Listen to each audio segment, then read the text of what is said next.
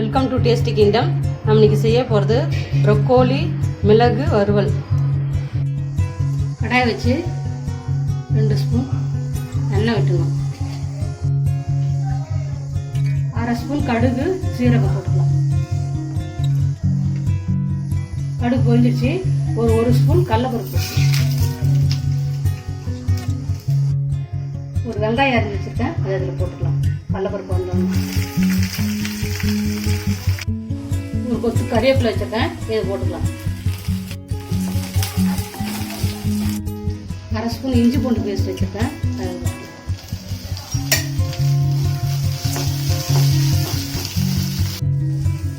இஞ்சி பூண்டு பச்சை வாசனை போயிடுச்சு. இப்போ ஒரு தக்காளி கட் பண்ணி வச்சுருக்கேன், இதில் போட்டுக்கலாம். நீங்கள் வேணும்னா பியூரியா கூட அரைச்சி போடலாம். இதில் மிளகாத்தூள் 1/2 ஸ்பூன், கரம் மசாலா தூள் 1/4 ஸ்பூன். இது பச்சை வாசனை போகிற அளவுக்கு வதக்கிக்கலாம். ப்ரொக்கோலி வந்து நம்ம உப்பு போட்டு க்ளீன் பண்ணி வச்சுருக்கிறதுனால நம்ம இதில் கொஞ்சமாக மசாலாவுக்கு மட்டும் உப்பு சேர்த்துக்கலாம்.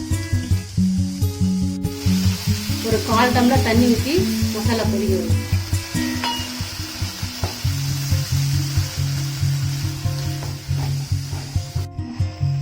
இப்போ ப்ரொக்கோலி சேர்த்துக்கலாம். நான் ப்ரொக்கோலியில் சுடு தண்ணி வச்சு உப்பு போட்டு கழுவி வச்சிருக்கேன்.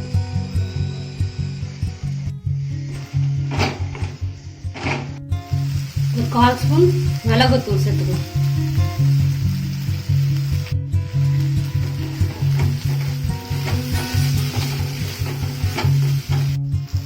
ஒரு 1/4 டம்ளர் தண்ணி சேர்த்து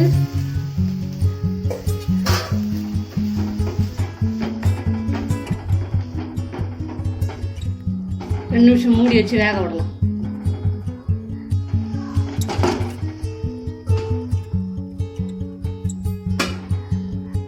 ரெண்டு நிமிஷம் ஆயிடுச்சு, எடுத்து பார்க்கலாம்.